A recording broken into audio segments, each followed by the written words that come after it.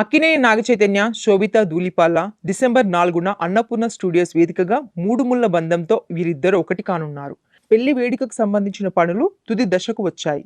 ఈ వేడుకకు సినీ, రాజకీయ రంగానికి సంబంధించిన పలువురు ప్రముఖులు హాజరు కానున్నారు. అల్లు అర్జున్ కుటుంబంతో కలిసి ఈ వేడుకకు హాజరవుతున్నట్లు తెలుస్తోంది. అగ్ర కథానాయకుడు ప్రభాస్, దర్శకుడు రాజమౌళి సహా చిత్ర పరిశ్రమకు చెందిన ముఖ్యులు వేడుకలో పాల్గొని నూతన వధూవరులను ఆశీర్వదించనున్నట్లు సన్నిహిత వర్గాలు తెలిపాయి. పెళ్లి వేడుకలో భాగంగా కాబోయే వధూవరులకు ఇటీవల మంగళ స్నానాలు చేయించారు. శోభితను పెళ్లి కుమార్తెగా ముస్తాబు చేసి మంగళహారతులు ఇచ్చారు. ఇందులో శోభిత సాంప్రదాయ చీరకట్టులో మెరిసిపోతూ సిగ్గులొలికించారు. ఇక తన పెళ్లి దుస్తుల కోసం శోభిత తల్లితో కలిసి స్వయంగా షాపింగ్ చేశారట. బంగారు జరీ వర్క్తో కూడిన కాంచీవరం చీరను ఎంపిక చేసుకున్నట్లు తెలుస్తోంది. మరొక చీరను ఏపీలోని స్థానిక నేత పనివారితో చేయించగా, ఇంకొకటి పొందూరు ఖాదీ చీరను ఆమె తీసుకున్నట్లు తెలుస్తోంది.